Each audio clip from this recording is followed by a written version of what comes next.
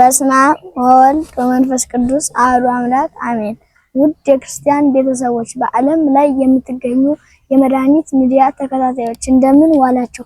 ዛሬ የምናገረው ታሪክ የዱራታውስና የቴዎብስቲያ እና የቅዱስ ሚካኤል ተአምር ይሆናል። ዱራታውስና ቴዎብስቲያ የሚባሉ ጻድቅ ነበሩ።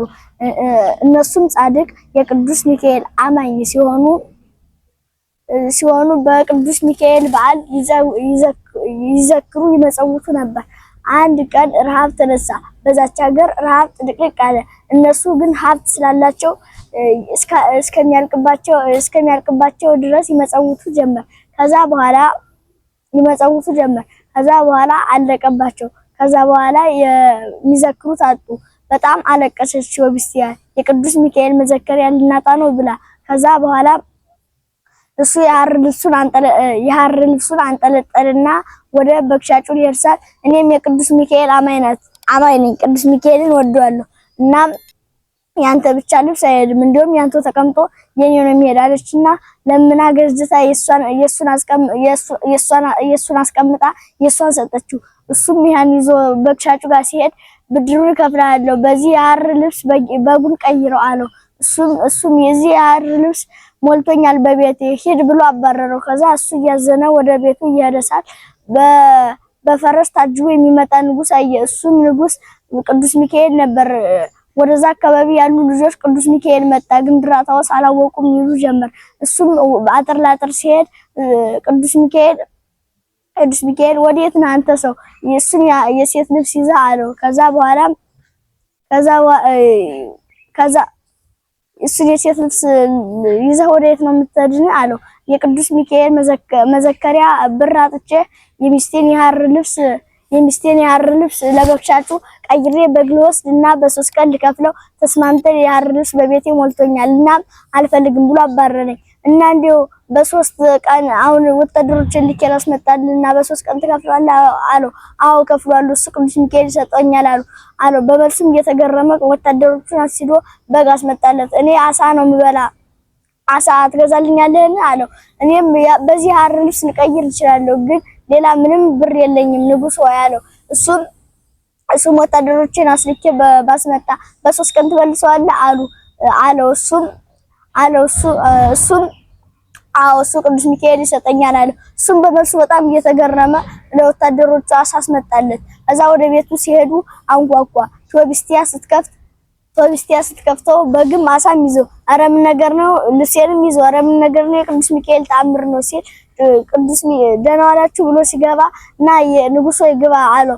እሱም እኔ ቅዱስ ሚካኤል ቤተክርስቲያን ተሳልሜ ልምጣ፣ አንተ እስከዚያ በጉን ድረድ፣ ጠጅ ካለ ጠጁን ጠጅ፣ የንግጤዎችን ጥራ አለው። እሱም እሺ ብሎ ጠርቶ ምን ብሎ አዘጋጅቶ ጠበቀና ቅዱስ ሚካኤል ያንኳኳ ጀመር። እሱም አስገባው። ክብሩ በተንጣለለውና ማንም በማይቀመጥበት ወንበር አስቀመጠው። እሱም አሳውን አምጣ የቅድሙን አሳ አለው። የቅዱስ ሚካኤል የጠራቸው እንግዳ ቤቱን ሞልቶ ግቢውን ሞልቶ አጥር ውጭ በደስታ ይመገቡ ጀመር። ከዛ በኋላ እሱ አሳውን ሲቆርጠው ለመሃል በቀረጢት የታሰረ ነገር አየ። እሱም ምንድነው? የቅዱስ ሚካኤል ንጉሶ ምንድነው ሲል እስቲ ፍተው አለው። ሲፈተው 3 ወቄት ወርቅ። ከዛ በኋላ እሱ ይሄ ለእንግዳችን ነው የሚሆን ብሎ ለእንግዳ ሊሰጠው ሳል እሱም ቴዎብስቲያ ማው ለእንግዳ ነው ሲል እሱም ቅድም ለተበደረው ሰውዬ ሁለቱንም ክፈለው አለው። እሱም እሺ ብሎ የቅዱስ ሚካኤል ታምር መሆኑን ስለሚያውቅ እሺ አለ። ከዛ በኋላ ከተመገቡ በኋላ እኔ ግን ታውቁኛላችሁ ማን ነኝ አለ። እሱም ዛሬ ነው ያየንህ፣ ልናውቅህም አልቻልንም አለ። እኔ የመላእክት አለቃ የምሆነው ቅዱስ ሚካኤል ነው አለ። እነሱም አለቀሱ፣ ሰገዱለት። ስለ ቅዱስ ሚካኤል ረድኤትና በረከት በእኛ ባለነው በህዝበ ክርስቲያኑ ጸንቶ ይደርብን። ላዳመጣችሁኝ አመሰግናለሁ። ጤና ይስጥልኝ ውድ የእግዚአብሔር ቤተሰቦች እንደምን ዋላችሁ? ዛሬ የምነግራችሁ ታሪክ ስለ ታላቁ ሰማዕት ስለ ቅዱስ ኤስድሮስ ይሆናል ማለት ነው። ሀገሩ እስክንድርያ ሲሆን አባቱ በድላኦን እናቱ ሶፊያ ይባላሉ። እግዚአብሔርን የሚያከብሩ ሰዎችን የሚወዱ ደጋጎች ነበሩ። በድላኦን የንጉስ ዲዮቅልጥያኖስ መኮንን ነበር። ንጉስ ዲዮቅልጥያኖስ በነገሰ በ20ኛው ዓመት ሃይማኖታችሁን ካዱ፣ ለጣዖት ስገዱ እያለ ክርስቲያኖችን እጅግ ጽኑ ስቃይን ያሰቃያቸው ጀመር። በድላኦንም ሃይማኖቴን ክጄ ለጣዖት ሰግጄ አልኖርም ብሎ ምስፍናውን ትቶ ሚስቱንና 2 ልጆቹን ይዞ ወደ ገዳም ገባ። ንጉሥ ዲዮቅልጥያኖስም ጭፍሮቹን አስልኮ ካስመጣ በኋላ እምነቱን እንዲክድ ጠየቀው። በድላኦንም አንተ ክርስቶስን በተውኩ ሰዓት እኔም አንተን ተውኩህ አለው። ንጉሱም ወዲያውኑ አንገቱን በሰይፍ አስቆረጠው። ኤስድሮስም የ12 ዓመት ሕፃን ልጅ ነበርና ይመለስ ይሆናል በሚል በእስር ቤት እንዲቆይ ተደረገ። በማግስቱ ክርስትናህን ተወውና የንጉሱን እምነት ተቀበል ብለው ሲያባብሉት እምቢ አላቸው። ከንጉሱ ፊትም አቅርበው ደሙ እንደ ውሃ እስኪፈስ ድረስ ግርፋትን ገረፉት። እናቱ ሶፊያም የሕፃኑን ልጇን ደም በንጉሱ ፊት ላይ ረጭታ ረገመችው። ንጉሱም ተናዶ ከሴት ልጇ ጋር ከወገባቸው ላይ ከሁለት አስቆረጣቸውና የሰማዕትነታቸው ፍጻሜ ሆነ። ኤስድሮስም ተሰቅሎ በእናቱና በእህቱ ላይ የሚሆነውን ሁሉ ይመለከት ነበር። ሆዱን ሰንጥቀው በመቅደድ አንጀቱን አውጥተው ለሰማይ አእዋፍ ለምድር አራዊት ራት ይሁን ብለው ከዱር ጣሉት። ጌታችንም አስነሳውና እንደ ቀድሞ ሕያውና ፍጹም ጤነኛ አደረገው።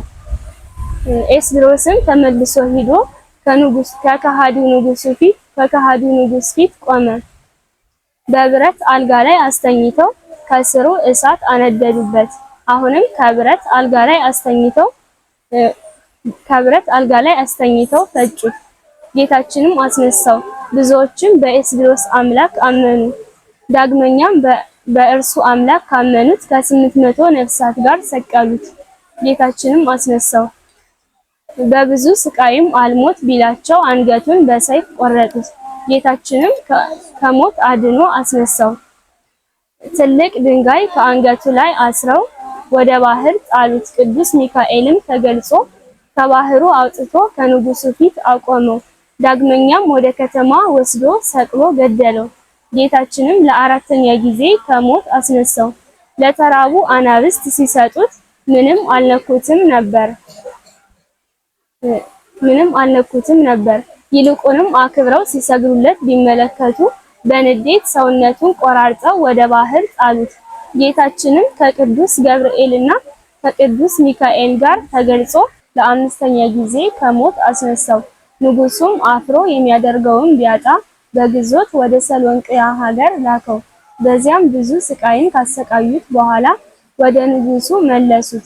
ንጉሱም በእስር ቤት በረሃብ እንዲሰቃይ አደረገው። በመጨረሻም ቅዱስ ኤስድሮስ ግንቦት 19 ቀን የሰማዕትነቱ ፍጻሜ ሆነና ተሰቅሎ አረፈ።